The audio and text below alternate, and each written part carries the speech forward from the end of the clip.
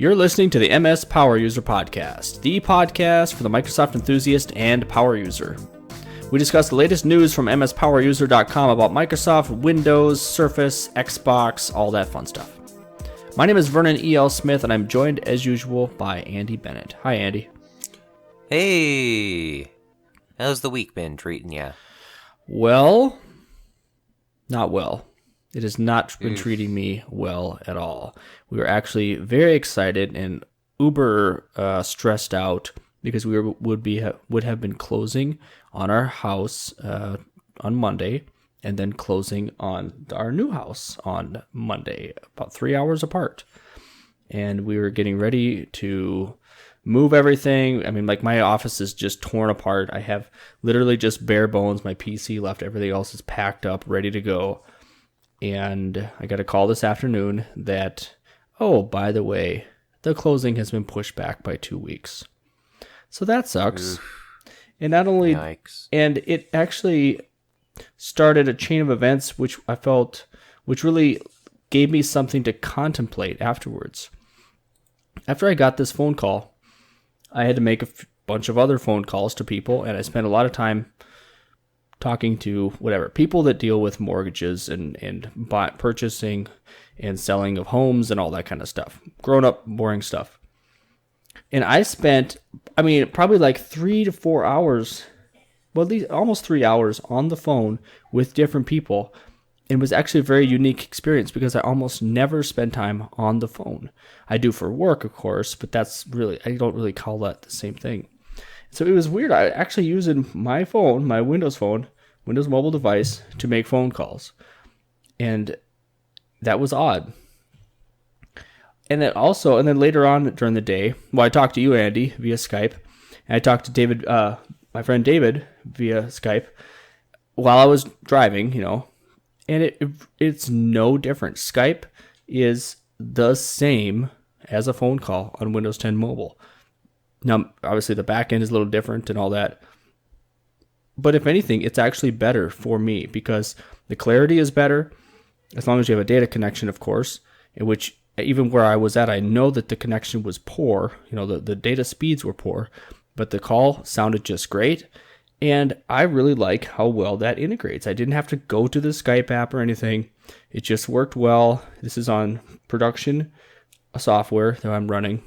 And it kind of dawned on me, or more like slapped me on the forehead and said, hey, this is the future and it's here now.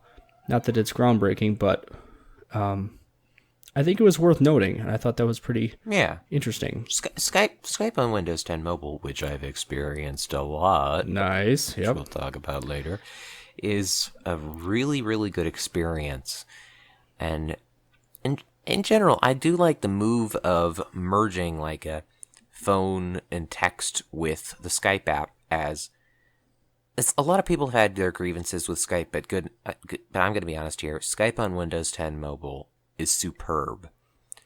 It's superb on Android as well. You may be getting internet tomatoes thrown at you for saying that, but the people throwing them probably have not been using Skype lately, and it's this carryover negative attitude. Now, it's not perfect, but it's really good. It's like you're saying.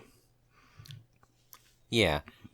The Skype UWP app is just superb all around. There is no way to spin this.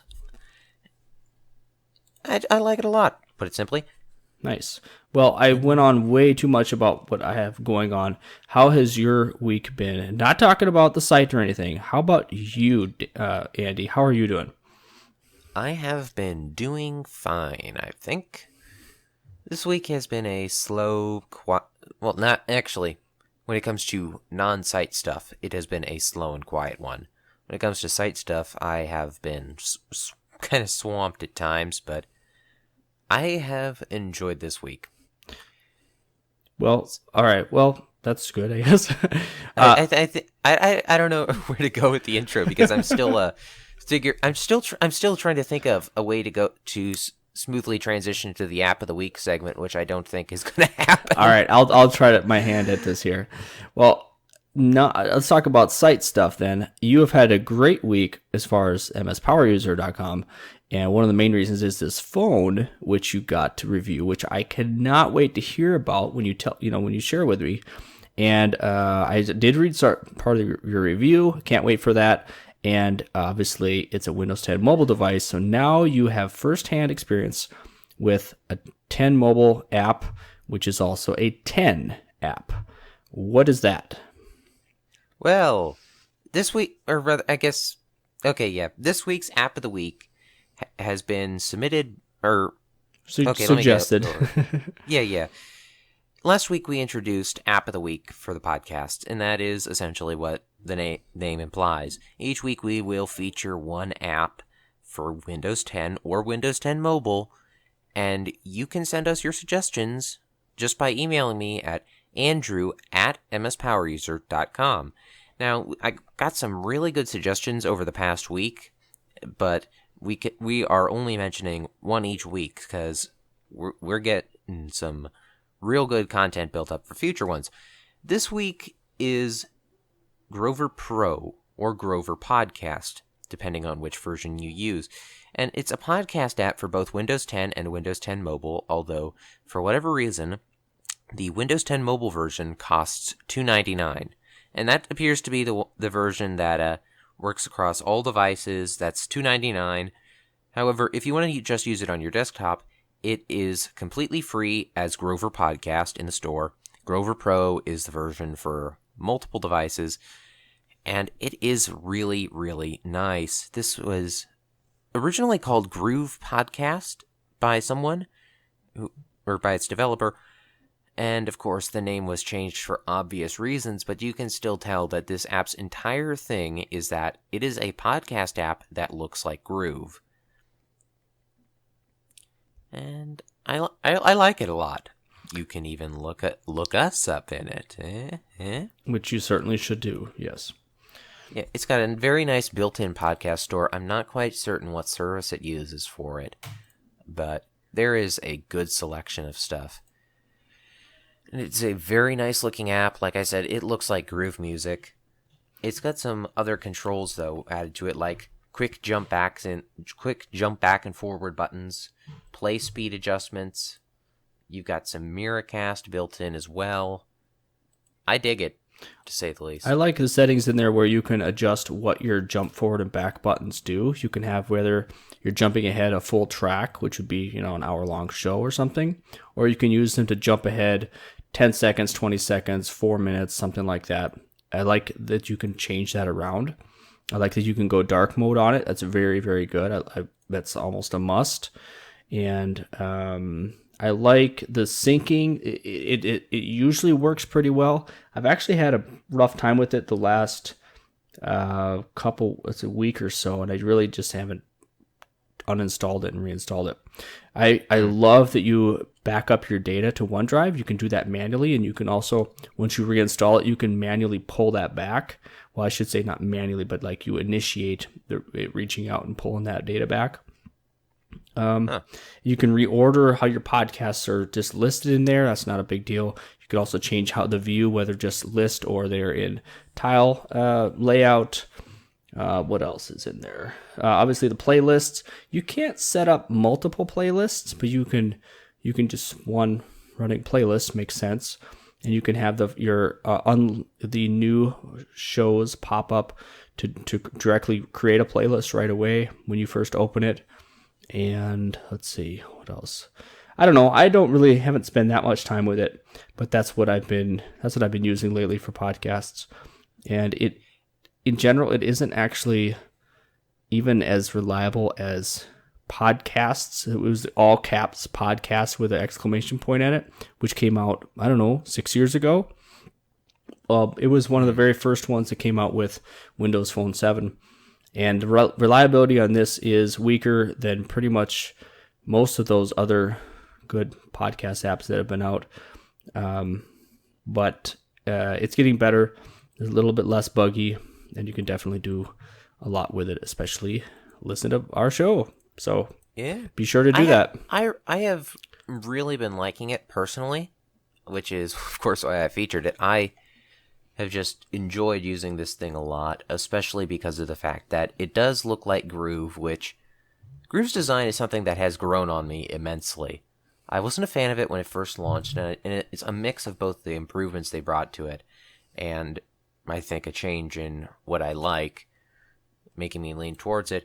But yeah, to wrap it up, Grover Podcast / Grover Pro, depending on the device you're going to use. Go for Grover Podcast if you want to listen to podcasts on your Windows 10 PC or tablet. Go for Grover Pro, which does cost some money, if you want to listen to them on your Windows 10 mobile device. This was recommended by Tom, so thank you very much, Tom. Shout out to the other great people who sent in their recommendations last week. There were huge lists of them and huge amounts of great apps. And we can't go through every single one of them each week, but even if we don't cover your entry each week, we might in the future. So remember, just email your suggestions to andrew@mspoweruser.com for a Windows 10 app that you think we should feature on the show. All right, now it's time to get into the news, I think. Well, I am so excited to hear about this phone, Andy, because I love Windows 10 Mobile. I guess more like I'm trying to think of a good analogy that doesn't offend anyone. I don't think there is one, but I miss Windows Phone, and I love Windows 10 Mobile, and I don't want to give it up yet. And this phone gives me hope. This reminds me that this is not bad. The OS is not bad. The devices can be very, very good, and I'm excited about this. Yes, the Elite X3, it got me excited. Yes, the what was the other one? Totally spacing out on the other one that Jade Primo. The Jade Primo really excited me, but this one probably takes the cake so far, from what I know. So, Andy, first of all, tell me about your first impressions on this device, opening it up or whatever. You open up the box, you see what you'd expect. You see that there is a phone, of course. You see that there are wires, of course. But you also see something that if you were like blind and didn't look at the box, or if the box was like, if you got a box that was covered in black paint, you would be totally surprised by this. But it comes with a virtual reality headset as well, and is... Actually, have we even mentioned the name of the phone yet? All right, let's start with that, folks. Andy is reviewing the Alcatel Idol... Well, I should say the T-Mobile Alcatel Idol Idol 4S. Is there one more the T-Mobile adjective in there? Alcatel Idol 4S. VR. With VR. No. With Windows 10 Mobile. With Windows 10 Mobile. Because there is an Android version of this device which costs $70 less, I believe, and that's because it has slightly tweaked hardware. Slightly less substantial hardware. Half the onboard storage and a less good processor. Yeah. And the first thing you see when unboxing this device is that you see that there is a superb design to this thing. Now, I will say, though, that it is kind of generic looking, as many phones are. Like, for example, the first thing I think of when I see it is, see the back of the phone at least, is I think, okay, that looks a lot like my Galaxy. However, it's not like the Galaxy is very original either. There is this modern phone format. Ugh, got those words mixed up like 3 times. There's a modern format for phones that is essentially glass back, camera, metal. Enjoy. And while I will say that it does look like it falls to that at first glance, there are some very neat things with this phone's design. Like, for example, there is a physical camera button on this device. Yay! Which is... It's so handy, man. Like, if you are taking photos in portrait mode, which I do a lot on the fly, let's be honest here, the majority of us are not posing with landscape for every single shot. Sometimes, you just want to click that phone, click the button again, and off you go. Now, me being old as the hills and the guy who yells, "Get off my lawn," I very rarely take a portrait shot, especially facing at me. Yes, I do selfies. Yes, you follow me on Twitter, you'll see me posing next to a Microsoft person or Ben Rudolph while I'm in New York and like that type of stuff, okay? But I am the lagging. I'm falling behind on this. I know that everyone else is using portrait mode on stuff, and for heaven's sakes, people, if you're gonna post it on a selfie on Facebook, crop it to a square. Otherwise, all you're gonna see is the top of your forehead and a bunch of nothing above it. Think about that. Seriously, especially if you're using Windows 10 mobile or the Facebook app. Anyway. People, I don't know how many people who use Windows 10 Mobile are putting up really bad selfies on Facebook. But I don't think it's Facebook, I don't think it's the selfie platform. The default aspect ratio for a Facebook image in the timeline is square, and so if you take a portrait selfie, you're gonna lose half the selfie, especially if you go 16:9. Now I'm way in the weeds here, but did you go from 16:9 to 4:3, or did you? I actually didn't play around with the front camera too much because I am not a selfie person. I did check out what I needed to check out, but the front camera did not get that much use, admittedly, so far. Okay, although sorry. we are going to be, I am going to go in and test it some more because I'm going to do a write-up on the camera on this device because it does have a focus on the camera, but it doesn't have the best camera, sadly. Well, because simultaneously it has that dedicated camera button, which is good, but it has a kind of camera to it. Well, I remember... Which, not to discount the device too much, because everything else on it is excellent. Like, I could sing praises about this thing for a very, very long time, but not so much about the camera. Well, I know that you cover a lot of the stuff in your review, and so that's why I'm taking things a little bit... I'm asking stuff that's not in the review here. And I want to point out that a long time ago, I had let's see, I'm trying to think of which one it was. I had a Samsung Focus, which had an 8-megapixel rear-facing camera, and obviously megapixels, there's a lot more to it than just that spec. But this Alcatel Idol 4S with Windows Phone by T-Mobile with VR or whatever else it's called has an 8-megapixel front-facing camera, and it has a flash on the FFC. What do you think about the flash? The flash is necessary, and it's very good. Okay. Because the camera does not do very well in low light situations. Like, for example, I turn the lights down in a room a bit, maybe about to 75%. No, maybe closer to 60. Because we have dials for the lights here. Mm-hmm. It's not just a simple up and down switch. So I dim the lights just enough, and I try and retake a picture. It's almost completely black. The flash on it is very good, and you will get a well lit shot with it. So that does make up for it to a degree. But I feel as if it's almost way too sensitive in low light situations. It's like you have everything fully lit, it's fine. But as soon as that goes down just a bit, you start to see issues crop up fast. From my experience with it.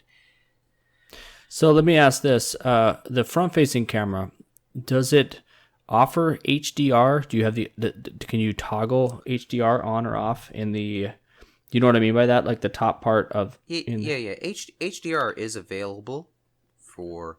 Yeah, HDR is available for both cameras. Nice. And that is a nice aspect of it. And some of these shots do look decent enough on the phone itself, but once you start uploading them to external services, you start seeing the blemishes. Okay. If you're just gonna show your phone screen to friends to share photos, though, you'll have far fewer issues than I did. Okay. Which points where it's due, I guess. Okay. Well, I don't want to moving away from anything negative because that is the negative. All right. Well, what is the top? Okay, how do I say this? When you set this phone up, because I love setting up a new phone. I just absolutely love it. I try to set aside a day. Like if I get a new phone, I try to take that day or the next day off from work and enjoy the whole process and dig deep into it. And I'm just horrible that way. What was this like setting this up? Because you've never really played with a high-end Windows phone too much, especially when it was your own. Is that right? Yeah, that's right. My experience with Windows 10 Mobile has been very limited, sadly, because I am a Verizon customer usually, and Verizon, their Windows Phone support is currently the Lumia 735 and nothing else. Mm-hmm. So I have been kind of limited in my Windows 10 mobile usage, but I go into this not really sure what to expect. I heard horror stories about some third-party Windows phones and their performance, and then I guess my expectations were pretty neutral. I didn't expect something too great. I didn't expect something bad, particularly. And then I go into it, and it's like, whoa, this is amazing. Like, the first thing you'll notice is just how bright and clear the screen is. Like we mentioned, I believe it was last week, that the screen is just 1080p, but that just is in air quotes, because even if it is only 1080p, it's superb quality. The colors are vibrant. To sum it up, I think it's that everything pops. The colors are bright and vibrant. Everything is crystal clear. You're not going to see any pixels on this screen no matter what you try. And I think that is probably the best way to describe it. Which really isn't, I don't feel you need much more on a Windows 10 mobile device. Now, people have been saying that forever. Oh, you don't need more than 8 megapixel camera. Oh, you don't need more than 2250 milliamp hour battery. Oh, you don't need more than a 4.7 inch display. But when it comes to that size, I think it's a 5.5 inch display on this little puppy, right? Yeah, it's a 5.5 inch display. So having a 1080p display, a good one, means you're pushing only that many pixels around. So you're going to save on battery. You're going to save on how snappy the device runs. What has to run through the processor. And if it looks fine, why mess with it? Like people's eyesight. Yeah, definitely, because both the battery and the speed on this are both excellent. This is a fast device by all means, and I have not had any performance issues with the operating system or any of the built-in apps. Any of my issues with apps have purely been third-party and very obviously the app's fault, not the OS's. Well, let me ask you that then. When it was time for you to fire this up and set it up the way you expect it, like to make it your own, and I would imagine you did it similarly to your Galaxy, just because of the apps used and things like that. More similarly. Actually, I did it more similarly to my PC, which is one of the cool things about Windows 10 and its continuity across devices. The way I set it up is that I go, okay, let's go in and customize my start screen, and everything is how I know it. I mean, there are some little changes, but it's so immensely easy to adapt to that it took almost nothing for me to go from my Windows 10 PC to just going over to this Windows 10 phone and start customizing it, playing around. I already knew how to get around the operating system. See, there are some things that are mobile specific, but they were all well explained or easy to figure out. I never thought of it that way. I'm glad that you mentioned that, because my experience has always been, when Windows 10 or Windows 8 came around and then Windows 10, I set up my PC somewhat based off of how I had my phone set up for years. And I think it's interesting to see that those are converging. They obviously have for a while. And also, I love to hear that it was easy for you to move through the device, to navigate through there. And maybe tell me more about when there were little tutorials. Is that what you meant by things that would pop up? Yeah, there were tutorials here and there, like, for example, saying that you could show and hide the navigational bar by swiping on it. Mm-hmm. Actually, I think that might be the only tutorial I saw, but the rest of it was easy enough for me to figure out, like holding the back button to get to the app switcher. Mm-hmm. I think that's standard on a couple different devices, so I got it easy enough. So what about the apps themselves then? Which apps did you go to? And invariably there must have been some apps that either you had a non-existent experience or a poor experience. This is something. The apps I went for immediately were kind of it's kind of obvious that the MSPoweruser one was what I would go for first. Nice.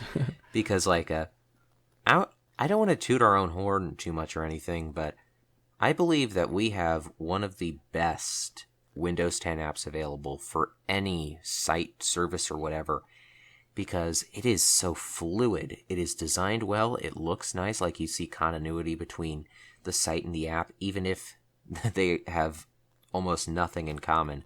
Then you have that nice-looking hamburger menu you can swipe through to get. It just feels fluid. It feels like the quality I would expect from an Android app. And I mean that in the best possible way here, because I love Android apps. But you have that feel, the kind of feel of an Android app, and the look of something that is so much better. And so then, as for other apps, I go to the services I use, and I instantly installed the Facebook app because I have heard horror stories about how bad it is, and I am pleasantly surprised. It might just be a port of the iOS app, but I haven't had any performance issues with it. There's been some times where it was slow to start up, I guess, but nothing when actually using the app. Same thing goes for Messenger. Okay. What about Slack? How did you feel that compared? Slack is actually the one I probably should have installed. Oh, okay. Because I just kept everything related to Slack on my Android phone. Okay. Because I was already managing things there. Then there's Twitter I tried out, which is simultaneously really nice, but also has a lot of room for improvement. It's easy to figure out because, again, you have that universal stuff in play, and I have used the mobile mode for Twitter's Windows 10 app on the desktop a ton, because it's so easy to just snap over into the corner of a screen, just go, hey, there it is, and just keep an eye on my timeline from there. Nice. Then there's also Groove Music, which is easy to figure out, of course, and it looks excellent, because, like, you know the recent improvements they've been adding to it visually? I don't know if you've looked around it much, but they've been adding stuff like blur here and there. They've been adding little bits of glass or improvements right where it's needed, and I love it. And then I check it out on Windows 10 Mobile, and it looks just as good, if not better in some areas, partially because of how it's laid out, and partially because of the screen, I think, maybe, because as I previously mentioned, the screen on this thing is excellent. It is bright, clear, and just everything on it looks alive. Nice. One thing about the apps, getting a bad experience with the apps that exist on Windows 10 Mobile, or at least hearing that a lot and people having that mentality, I still think that is the case, because with Windows Phone 8, and especially Windows Phone 7, like 7.5 basically, it was, I don't know, like it was just so snappy, and the quality was so good, and the whole UI between the phone itself and the different apps was so continuous, as in a great level of continuity. And I love that. And I know that now we're kind of, while the processor, like we're maybe getting more done, it just doesn't feel as smooth. And so those things that are lacking really stick out, perhaps. And I think that maybe as Windows Phone users, we got so used to how good that was. So it's like we complaining about these little things when really it isn't that much worse or really that much better or whatever. It's kind of on par with the rest of the other operating systems. We're just so used to complaining about it now, maybe. Maybe. I don't know. It's just Hey, if interesting. anything, the fact that the Photos app is moving back towards pivot-based navigation might show something about that. Well, to me, I've stood by this since November. Well, before that, let's say September 2010. I would say that UI is best for mobile. Pivoting, swiping, scrolling, that makes sense on a mobile device. And I'm sticking with it. This hamburger menu stuff is still not the best, because even on a smaller device, reaching up, and I've said this 1,000 times, I'm sorry, reaching up to the upper left hand corner is a waste of effort. It should be closer. That was one of the things that got me. As I'm an Android user, hamburger menus are normal. However, you never reach up to the menu. It's there to tell you that it exists, basically. Instead, you always go to swipe. Which is not in Grover, for example. Yeah. Groove Music actually has it, but only for bringing the menu up. You can't swipe to get rid of it. You can tap. You tap off screen. In Groove, you just tap. For Groove on Windows 10, though, the swipe. I don't know when it was added, but not right away. I'm assuming it was a recent thing, but it works so well there, and I'm kind of surprised that it isn't really anywhere else. Mm-hmm. Yeah, does it work in movies and TV? Yeah, it works in movies and TV, which I shouldn't be shocked because that's run by the same team. But then you go to, say, weather, and you try to do anything with swiping, you're out of luck. The thing is, that is still somewhat less intuitive. Yeah, people are learning it. That's true. But it does not necessarily pop out at you. Even if there was like a little, like a hint, like a bouncing hint from the left or something. I don't know what that would be, but like a learning little tutorial. I think the thing about phones is that as soon as anyone opens anything up, the first thing they do is they start swiping everywhere. And that's what makes some of this stuff easy to learn. That's fair. Is that if it's built around swiping, and it's a very fluid design built around swiping, people are going to learn that no matter what. People will learn, okay, I swipe right, I get this. I swipe left, I get this. I swipe up and down, I get to scroll. And if I tap on this, I can I can use it like a shortcut, so I don't have to swipe right 5 times. To be honest, I love the swiping, obviously, and I've said that plenty of times, but I feel that when I find a new app, I actually tend to long press on things more instead of swiping. I don't know why that is. Maybe it's the get off my lawn mentality. I don't know. But yeah, swiping obviously is the better UI, I feel, and a long press is reasonable, but neither one of those are necessarily intuitive right away. I don't know. We can move forward from this. What do you think about the specs of this and how the responsiveness of this compares to your daily driver right now? I am not an expert on specs, although I can calmly say that this is probably lower powered than my Galaxy, sure, but I get performance on par with my Galaxy, and I have a Galaxy S7 Edge for anybody wondering. Is that the Snap 810 or 820? Or it's the 820. Okay. Which is the same processor in the Idol S. It is the Idol S that I'm talking about. I actually don't know the specs of the Galaxy. Okay. I'm going to be honest here. But it's yes. The Idol specs are the only one I've got little bits of in my mind right now. Okay. But 4 gigs of RAM, 64 gig of onboard storage, expandable memory. Let's see, does not have Qi or NFC. Is that right? I think. Yeah, it doesn't have NFC support. I don't use NFC in my daily life, so it doesn't really affect me, although I'm sure there's someone out there who is going to be let down by that. Mm-hmm. But responsiveness, like where do you see it leads or lags? Responsiveness. Any bits of lag. Wow.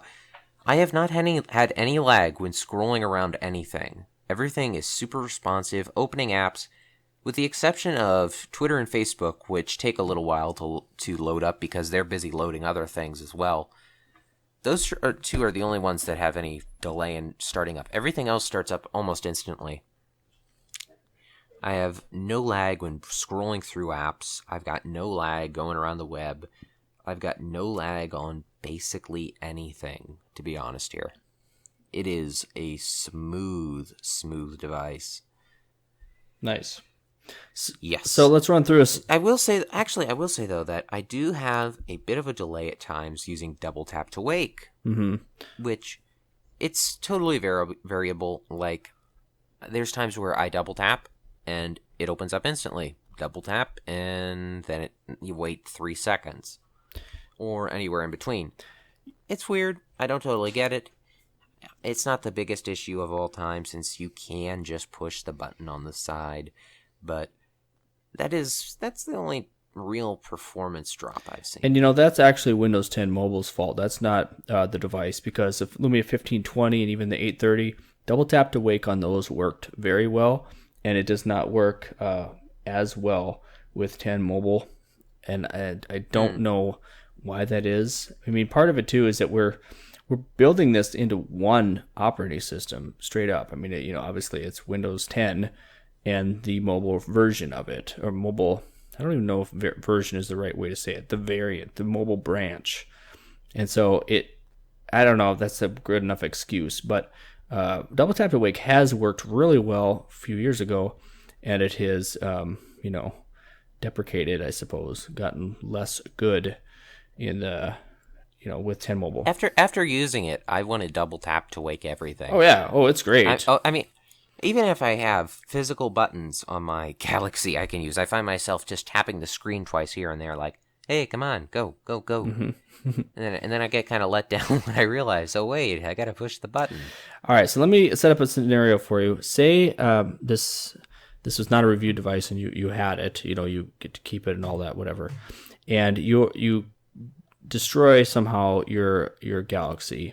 What are you, and you have to use your this Alcatel, this Windows mobile device, full-time daily driver, whatever, going forward for the next year or something like that. What are you going to miss from that Android phone?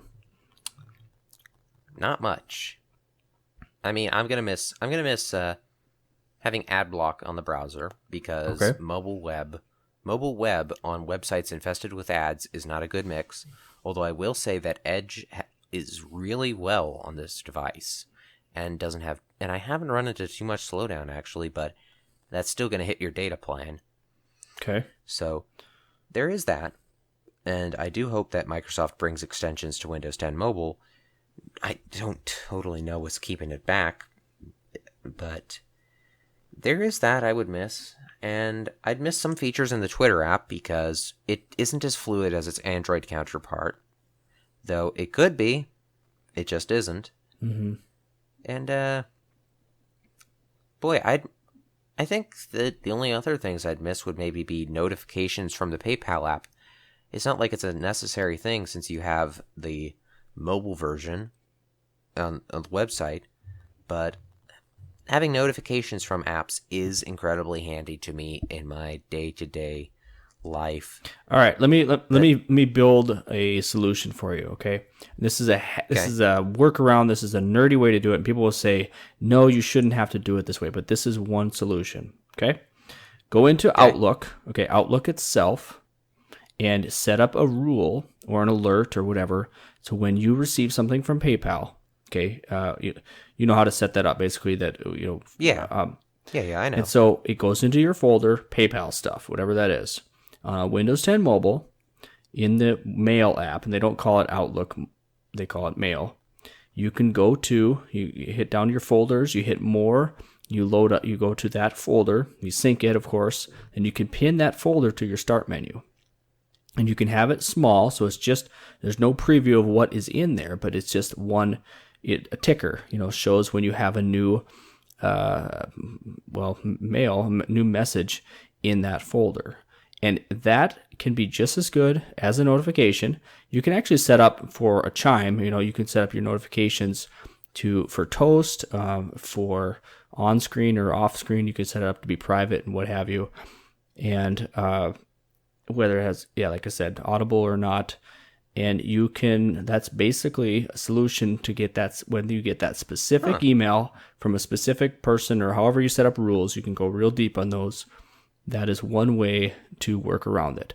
Yeah, it's old, it's antiquated, it is not the way an app notification should work, but there's one. I guess that's a tip of the episode or something like that.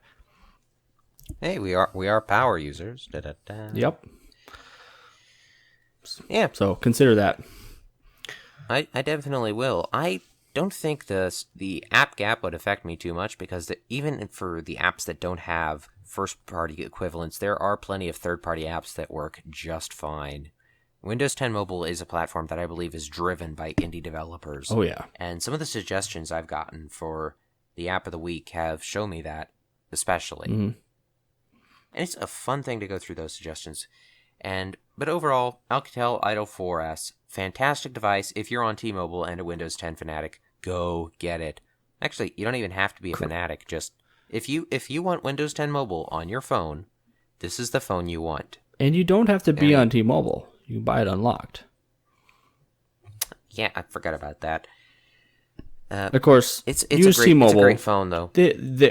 I give T-Mobile a lot of credit for, maintaining exclusivity on this. For one, people will complain about that, but that meant T-Mobile wanted to do something with this. Give them a lot of credit for that. Mm-hmm. Microsoft was willing to do that. And so we'll continue saying T-Mobile with this phone to give them a little bit of credit, and that's totally fair. Anyways, though, I think it's about time that we talk about something else. Since I think we spent a little more time than expected on that. I expected to talk about it a lot, and I did.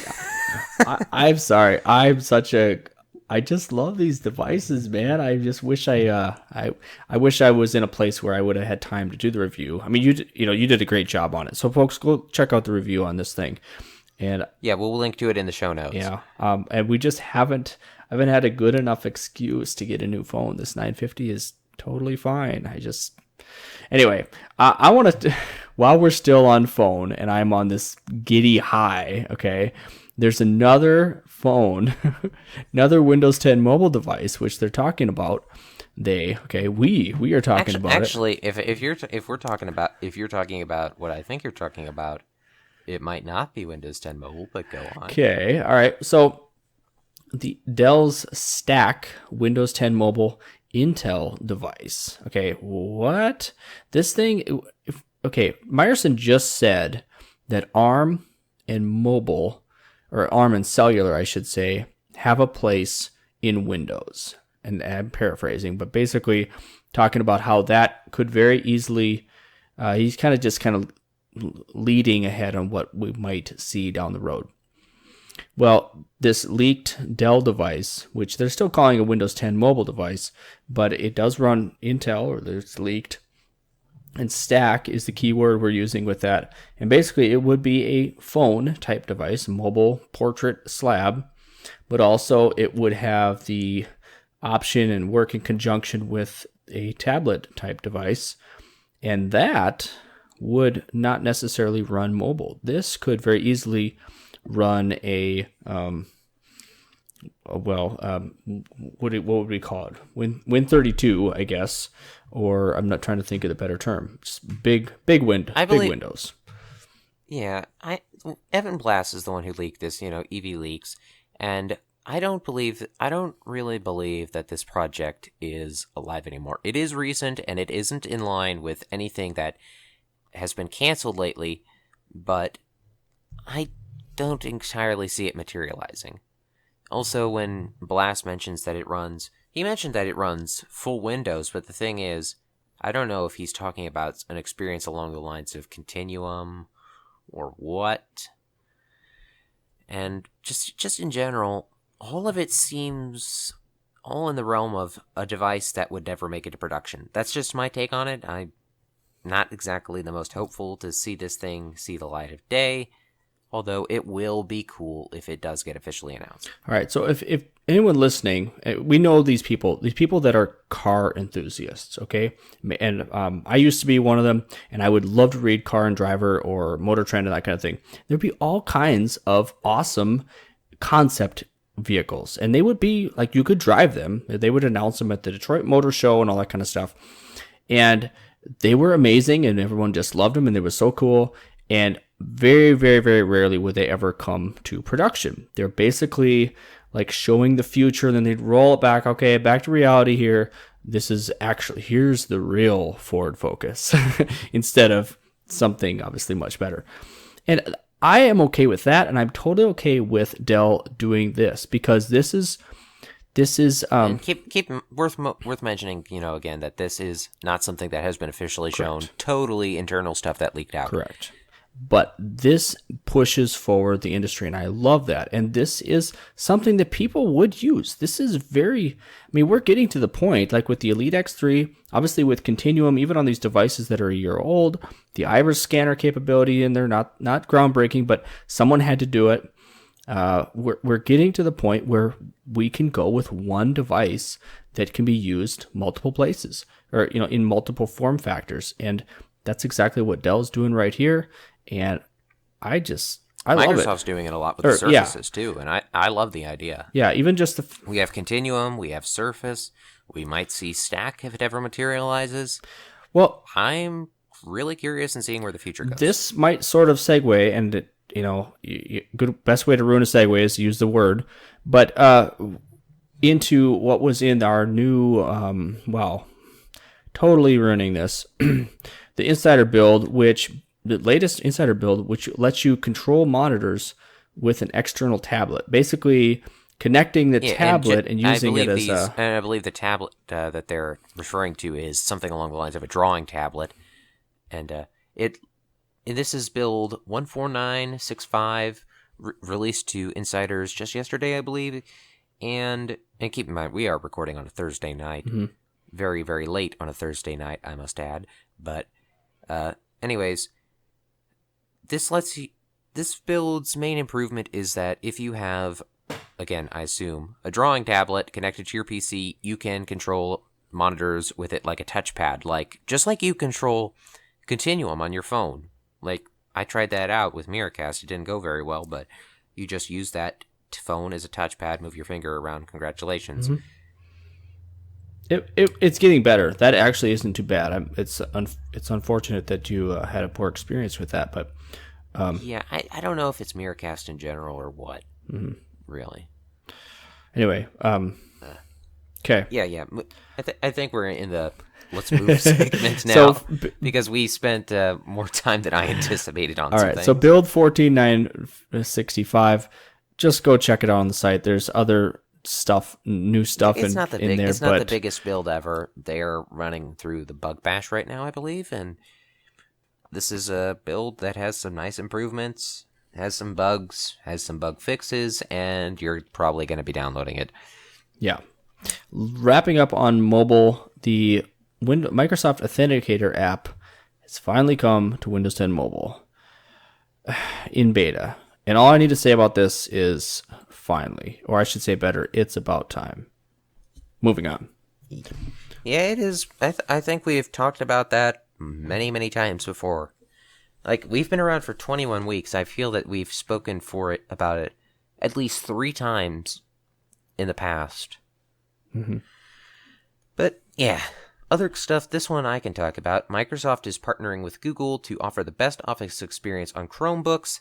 As far as I can tell, this is just the Android app for Office now running on Chromebooks officially. I just love the irony of this, though, because Google has so specifically pushed back at Microsoft, especially when it comes to Windows 10 Mobile.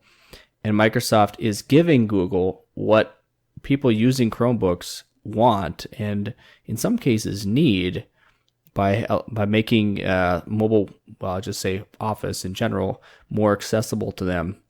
And it's very, very interesting, even if it's just kind of a web app, or it's the mobile. I'm sorry, it's the mobile. Mobile apps. Actually, if it's the it seems to be the mobile app, which works just fine with mouse and keyboard. And it is worth mentioning that if you buy a Chromebook, then you're likely going to start using Google Docs. Microsoft does not want people using Google Docs because I think it's kind of obvious. If you get tied into that ecosystem, you're less likely to buy into Microsoft's. So I think this is something that makes sense. I don't think it's a case where they're reaching out their hand and being nice to the poor, lonely Chromebook owners. I think it's a case of, if they don't do this and Chromebooks continue to take off, there might be some issues. So instead of someone going, oh boy, where's Office? Okay, I'll just use the Google alternative. You have someone going, okay, there's Office. Congratulations. And going for that. And I feel that's the entire thing behind it. It's a smart business move to protect the future. Mm-hmm.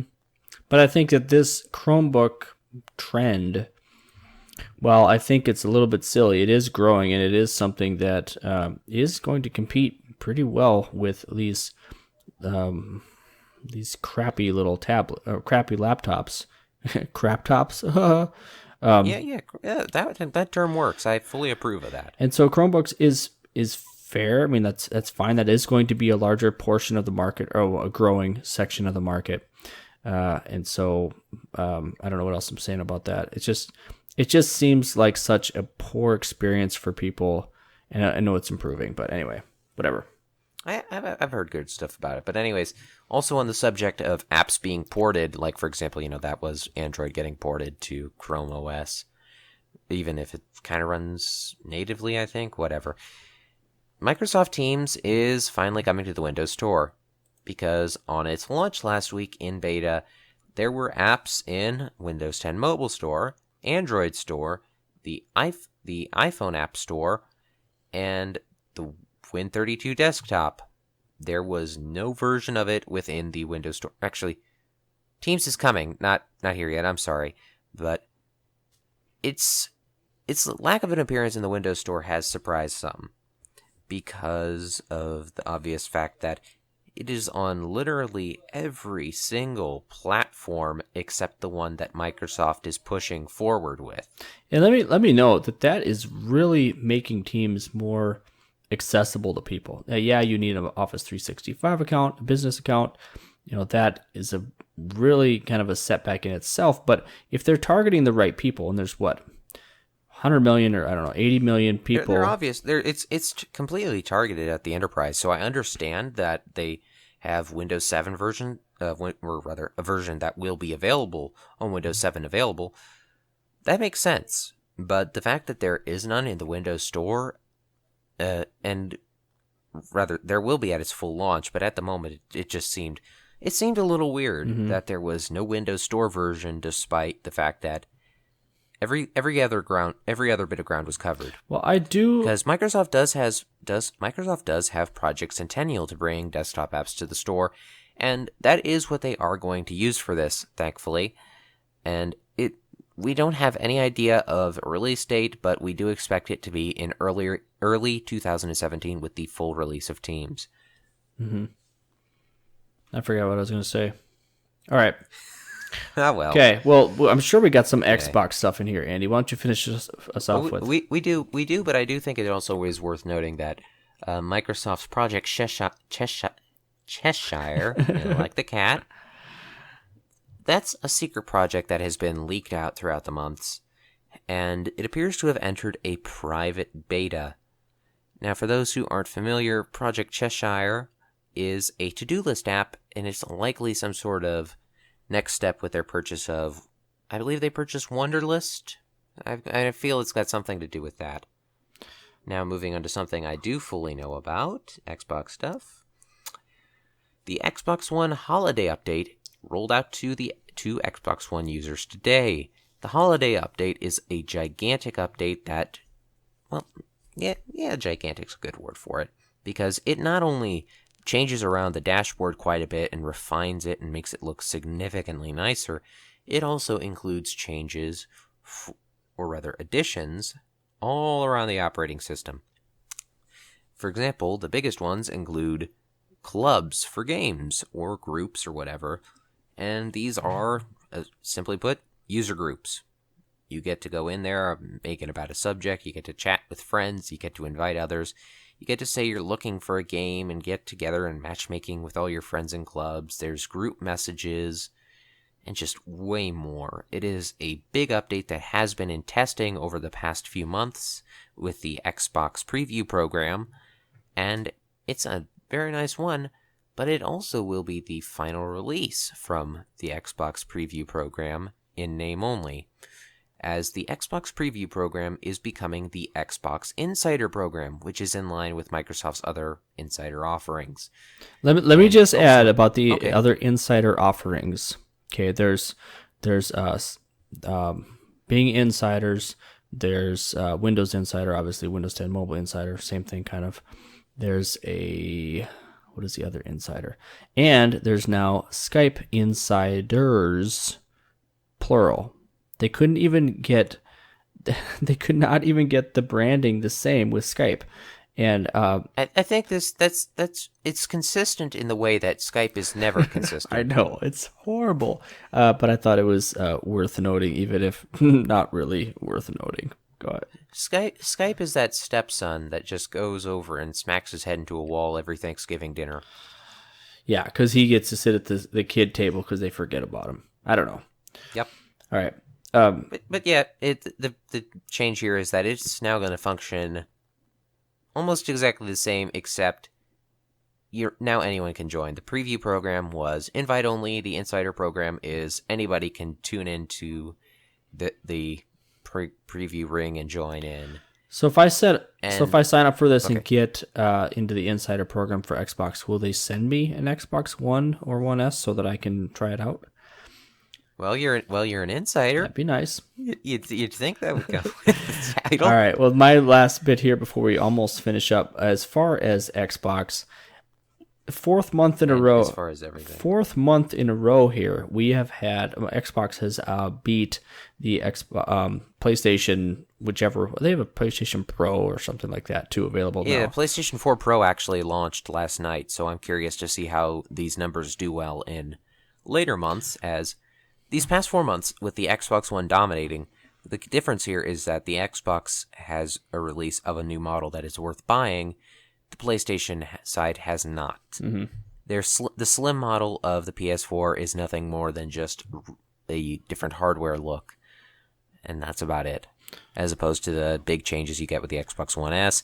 PS4 Pro does have the big changes, though, so I am curious to see if Microsoft is still able to hold their ground with these sales in the holiday season, even if the PS4 Pro is out. Well, I feel it should be interesting to see. I feel that the bulk of the numbers, okay, the large numbers you're going to sell or you're going to get with these consoles are not the high-end versions. I think that they're not. There's plenty of people that they game and are very serious about it and all that. But I think that the larger majority of these numbers, the sales, are going to be the family, where the parents are literally buying it for the kids or whatever. And I've actually noticed, anecdotally, more and more Xbox Ones or One S in shopping carts at Walmart and Best Buy and Target and stuff like that. I'm like, oh, wow, another Xbox. Wow, cool. And especially when the holiday season comes around, I think Microsoft may have actually launched the One S early enough for that initial surge to take place, and then for it to be easier for the price to drop, or for there to be special deals, and especially on the Xbox itself, Xbox One. You can get some incredible deals on that thing right now. And I would imagine that they're starting to pay off their initial investment, R&D, that type of thing, where they're hitting a profitability mark. I don't know where that is, but obviously that doesn't happen at the very beginning of a launch. I really think that What I'm curious about is when Microsoft's profitability with the Xbox One S will hit a point where they actually unveil the sales numbers for these units, because they have not for a very long time, and it's generally seen as a way to hide this poor sales number of the thing. And by poor, I mean poor in comparison only here. Don't get me wrong, mm-hmm. because it is selling very, very well. But rumors have put it rumors that are completely rumors that if they are true, then hey, whatever.